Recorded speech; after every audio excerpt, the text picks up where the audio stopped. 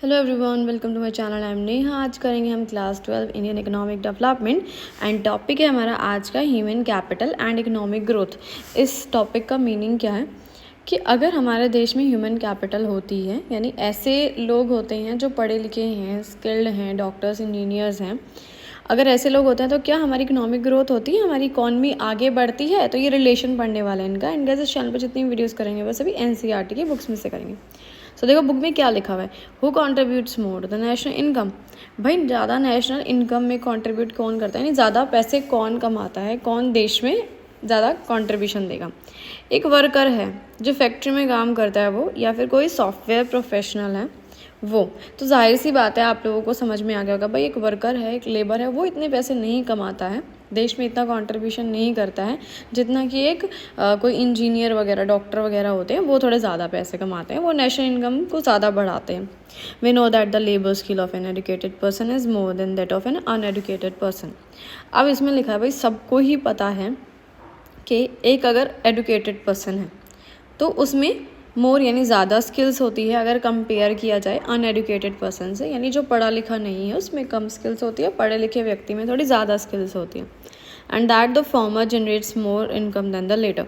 Farmer यानी पहले वाला, यानी एजुकेटेड पर्सन जो है वो थोड़ा ज़्यादा इनकम अर्न करता है हमारे देश के लिए, और लेटर यानी बाद वाला यानी अनएजुकेटेड पर्सन, यानी जो कम पढ़ा लिखा है वो थोड़ा भाई कम पैसे कमाता है ना। Economic growth means the increase in the real national income of the country. अब इकोनॉमिक ग्रोथ का मतलब क्या है कि भाई हमारे देश की रियल नेशनल इनकम बढ़ रही है, यानी लोग ज़्यादा से ज़्यादा कमा रहे हैं अब। ठीक है, the contribution of the educated person to economic growth is more than that of the illiterate person. भाई वही सेम बात लिखी हुई है कि अगर कोई एजुकेटेड पर्सन है तो वो हमारी इकॉनमी में ज़्यादा ग्रोथ करे लेकर आएगा, ज़्यादा कंट्रीब्यूट करेगा in comparison to illiterate person, यानी जो कम पढ़ा लिखा होगा वो थोड़ा सा कम कमाएगा, हमारे देश के लिए जो है कम कंट्रीब्यूशन देगा। आगे बढ़ते हैं। If a healthy person could provide uninterrupted labour supply for a longer period of time. अब इसमें लिखा है सपोज़ कोई इंसान है वो बहुत ज़्यादा हेल्दी है, मतलब अच्छा है, फिट है, एकदम बीमारी नहीं है उसके शरीर में, तो वो क्या करेगा, अनइंटरप्टेड लेबर सप्लाई देगा, यानी बिना किसी रुकावट के, बिना छुट्टी मारे लगातार काम करता रहेगा, है ना। तो हेल्थ जो है वो बहुत ही इम्पॉर्टेंट है हमारे देश की इकॉनमी के लिए। सोचो अगर कोई इंसान हेल्दी नहीं है, बीमार है, हर महीने बीमार हो जाता है 10-10 दिन के लिए, 15-15 दिन के लिए, तो भाई क्या हमारी इकॉनमी के लिए कुछ करेगा, वो कैसे हमारी इकॉनमी को आगे लेके जाएगा जब वो 10-10, 15-15 दिन हॉस्पिटलों में पड़ा रहता है, तो है ना। तो एक हेल्दी पर्सन का होना बहुत ज़्यादा ज़रूरी है ताकि वो ज़्यादा से ज़्यादा काम कर सके, ज़्यादा से ज़्यादा कमाई कर सके। Thus both education and health along with many other factors. So चाहे एजुकेशन हो चाहे हेल्थ हो, भाई सारे ही हमारी इकॉनमी को ग्रो करने में हेल्प करते हैं। और भी फैक्टर्स हैं जो हमारी इकॉनमी को आगे बढ़ाने में हेल्प करते हैं, जैसे ऑन द जॉब ट्रेनिंग। भाई जॉब करते करते जब आपको ट्रेनिंग दी जाती है, इससे आपकी स्किल्स बढ़ती है, और जितनी आपके पास स्किल्स बढ़ेगी, नॉलेज आएगी, उतना ज़्यादा कमा पाओगे, है ना। जॉब मार्केट इन्फॉर्मेशन, यानी जॉब मार्केट के बारे में जब हम इन्फॉर्मेशन गैदर करते हैं गूगल वगैरह से, जैसे कौन से सेक्टर में ज़्यादा पैसा है, किस में बिज़नेस स्टार्ट करना चाहिए, या फिर जैसे किस में नौकरी करनी चाहिए, कौन सा प्रोफेशन ज़्यादा सैलरी देता है, कौन सा इंस्टीट्यूट है जो अच्छी तरह प्लेसमेंट वगैरह देता है, ये सारी इन्फॉर्मेशन जब हमें पता लग जाती है तो हम अच्छे से कदम उठा पाते हैं आगे, है ना। माइग्रेशन, गाँव से हम शहरों में माइग्रेट करते हैं नौकरी के लिए, इससे भी हम ज़्यादा कमा पाते हैं। तो इससे क्या होता है, हमारी इनकम बढ़ती है। ठीक है, हम ज़्यादा कमा पाते हैं। जाहिर सी बात है, अगर हम पढ़े लिखे होंगे, हमारी हेल्थ अच्छी होगी, हमें ट्रेनिंग भी दी जाएगी, हम गांव से शहर में कमाने जाएंगे तो हमारी तनख्वाह तो बढ़ेगी ही बढ़ेगी। This enhanced productivity of the human beings और ह्यूमन कैपिटल। सो एनहांस्ड मतलब होता है बढ़ना, इससे हमारी ह्यूमन बींग्स बोल लो चाहे ह्यूमन कैपिटल बोल लो, भाई कुछ भी बोल लो, ह्यूमन बींग्स यानी नॉर्मल इंसानों की बात हो रही है, ह्यूमन कैपिटल यहाँ पे हो गई है ऐसा इंसान, ऐसा ह्यूमन जो स्किल्ड है, जिसके पास नॉलेज है, जिसको काम करना आता है, जिसके पास प्रॉपर पढ़ाई है, डिग्री है, सब कुछ है। तो भाई इससे हमारी प्रोडक्टिविटी इंक्रीज़ होती है, हम ज़्यादा से ज़्यादा जो है हमारे देश की जीडीपी और नेशनल इनकम बढ़ाने में हाथ बटा सकते हैं। Contribute substantially not only towards increase labour productivity. इसमें लिखा है कि सिर्फ और सिर्फ हम, ऐसा नहीं है कि सिर्फ लेबर प्रोडक्टिविटी बढ़ाते हैं कि हम ज़्यादा से ज़्यादा काम करते हैं अपने देश के लिए, नहीं, but also stimulates innovations. Stimulate मतलब होता है, इसका मतलब भी होता है बढ़ावा देना या बढ़ाना किसी चीज़ का बढ़ना। सो इससे हमारा देश इनोवेटिव होता है। भाई हम नई नई इनोवेशन लेके आते हैं, पढ़े लिखे होंगे, हर एक चीज़ की नॉलेज होगी, तो कुछ ना कुछ नई इनोवेशन, कुछ इन्वेंशन, कुछ ना कुछ करते ही रहेंगे। और साथ में आगे क्या लिखा हुआ है, and creates ability to absorb new technologies, और हम इस एबल हो जाएंगे कि हम नई नई टेक्नोलॉजी को समझ पाएँ। अब एक इंसान है, वो बहुत पढ़ा लिखा है, अब जैसे कि आप ही लगा लो कि आप स्कूल जाते हो, आपको कंप्यूटर वगैरह, लैपटॉप वगैरह, फ़ोन चलाना आता है, सब कुछ चलाना आता है, लेकिन एक ऐसे बच्चे के हाथ में लैपटॉप या कंप्यूटर दे दो जो कि कभी स्कूल नहीं गया है, जिसने पढ़ाई नहीं करी है, उसको वो चीज़ ऑपरेट नहीं करनी आएगी। तो नई टेक्नोलॉजी को भाई पढ़ा लिखा इंसान ही समझ पाता है। Education provides knowledge to understand changes in the society and scientific advancement। अब भाई एडुकेशन, अगर कोई इंसान पढ़ा लिखा है तो उसको प्रॉपर नॉलेज मिलती है, हर चीज़ का ज्ञान मिलता है। हमारी सोसाइटी में जो चेंजेस आ रहे हैं भाई, आगे सोसाइटी में चेंजेस से क्या मतलब है, यहाँ टेक्नोलॉजी इतनी बढ़ रही है, साइंटिफिक एडवांसमेंट हो रही है, मतलब इतनी नई नई टेक्नोलॉजी आ रही है, नई नई मशीनें और पता नहीं क्या क्या आ रही है आजकल, इतनी एडवांस चीज़ें आ रही है जिसको समझने के लिए एडुकेशन की ज़रूरत पड़ती है हमें, है ना। तो वो चीज़ बहुत ज़्यादा ज़रूरी है, उसके लिए एडुकेशन बहुत ज़्यादा ज़रूरी है ये चीज़ें समझने के लिए। और एडुकेशन से हम नई नई इन्वेंशंस कर पाते हैं, इनोवेशन कर पाते हैं, नई नई चीज़ें खोज पाते हैं, सिर्फ और सिर्फ एडुकेशन की वजह से। सोचो हम पढ़े लिखे ही नहीं हैं, हमें कुछ पढ़ना ही नहीं आता है, कोई किताबें नहीं, तो हमें कोई नॉलेज ही नहीं है, तो हम आगे क्या ही करेंगे भाई, कुछ नहीं कर सकते, रेडी लगा लेंगे मोमोज़ की, और क्या करेंगे। Similarly the availability of educated labour force facilitates adaption to new technologies. वही सही बात, वही सेम बात लिखी हुई है कि अगर आपकी लेबर फोर्स एडुकेटेड है, अगर आपके जो एम्प्लॉयज़ हैं कंपनी में वो एडुकेटेड हैं, तो इससे आप नई टेक्नोलॉजी पर आराम से जो है ला सकते हो। चलो अगला पॉइंट पढ़ते हैं हम, ठीक है।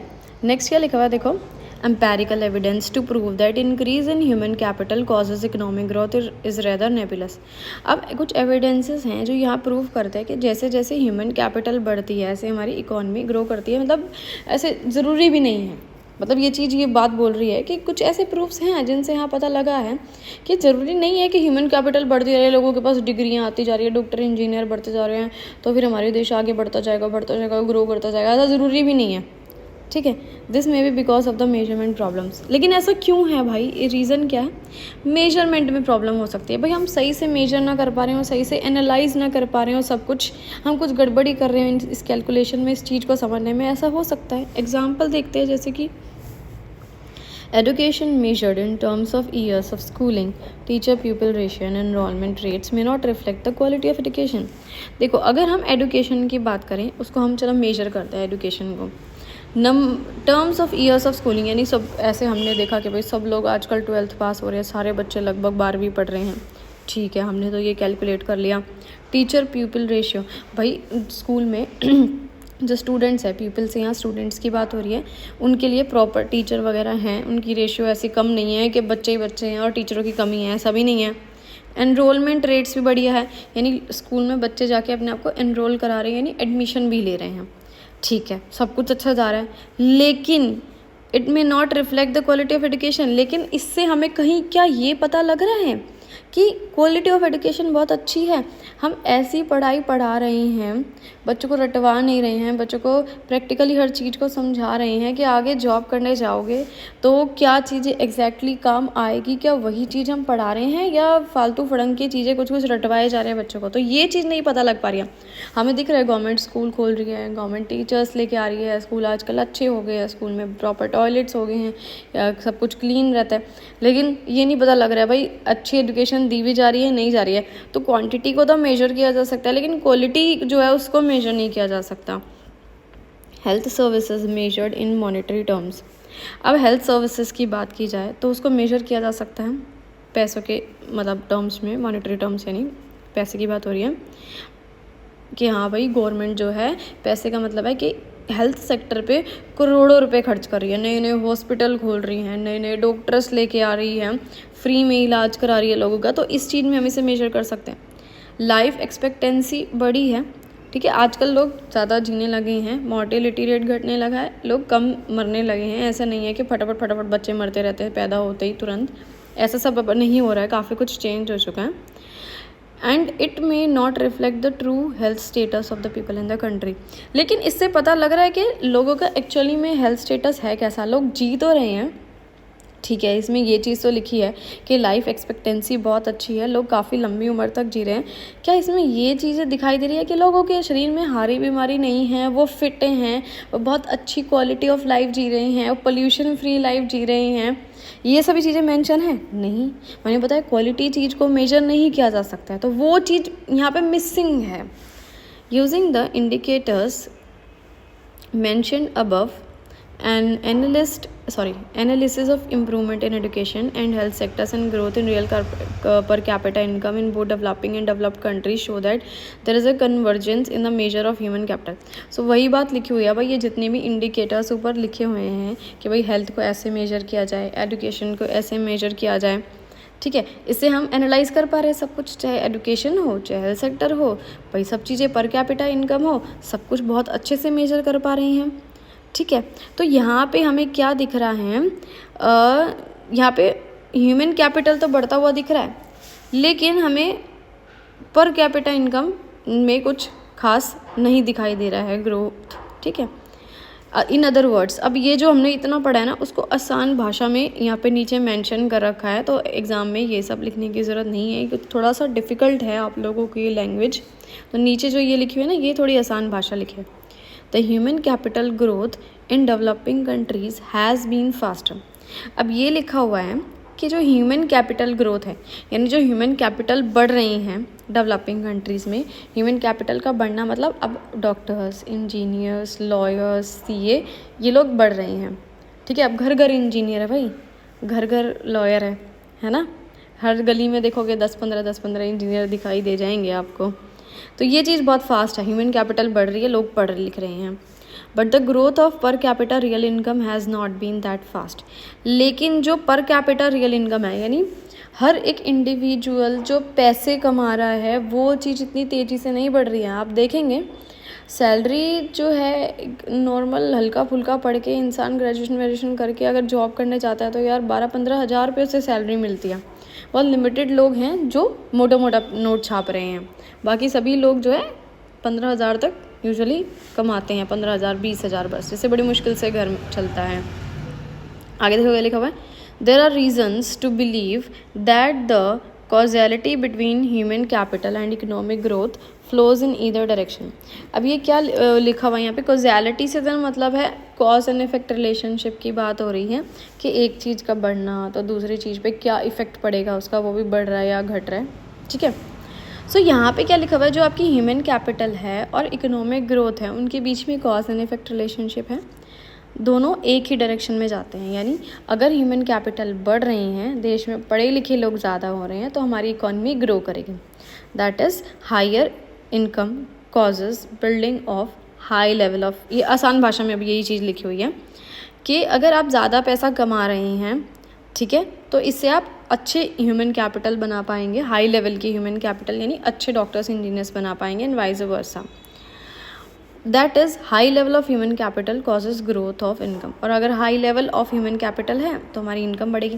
देखो अब इसका एग्जांपल मैं रियल लाइफ से बताती हूँ। जैसे कि आप हैं, आपके फादर बहुत अच्छे नोट छापते हैं, महीने के 4-5 लाख रुपए कमा लेते हैं, तो आपको बहुत अच्छे स्कूल में डलवाएंगे जहाँ प्रॉपर इंग्लिश बोली जाती होगी, आपको पर्सनैलिटी डेवलप की जाएगी, बहुत अच्छे दूर के कहीं कॉलेज में पढ़ाएंगे, दूर देश में पढ़ने के लिए भेजेंगे, आपके पास बहुत अच्छी डिग्री होगी, बहुत अच्छी नॉलेज, बहुत अच्छी स्किल्स होगी, आप बहुत अच्छे ह्यूमन कैपिटल बनेंगे और फ्यूचर में बहुत अच्छा पैसा कमाएंगे। ठीक है, लेकिन सपोज़ आपके फादर महीने के 10-20 हज़ार रुपये कमाते हैं, छोटे मोटे स्कूल में, सरकारी स्कूल में डाल देंगे, आप एक एवरेज बच्चा हो, बड़ी मुश्किल से जैसे तैसे करके कॉलेज में एडमिशन मिला ही नहीं आपको, आपके तो नंबर ही अच्छे नहीं है, आप तो 60% वाले बच्चे थे, तो आपने क्या किया, छोटा मोटा कोई कोर्स कर लिया, 10-15 हज़ार की कहीं नौकरी कर ली। तो वही बात होगी कि अगर आपके पास इनकम इतनी नहीं है तो आप अच्छे ह्यूमन कैपिटल नहीं बन पाओगे। अच्छा ह्यूमन कैपिटल बनने के लिए भी अच्छी इनकम चाहिए, है ना। अच्छी ह्यूमन कैपिटल बनते हैं जब अच्छी इनकम होती है, और जब अच्छी ह्यूमन कैपिटल बन जाते हैं तो ही अच्छी इनकम आती है। समझ आ रहा है? कुछ थोड़ा कॉम्प्लिकेटेड हो गया, या फिर इसका नेक्स्ट पार्ट ना नेक्स्ट वीडियो में करेंगे, वरना वीडियो बहुत लंबी हो जाएगी। ठीक है।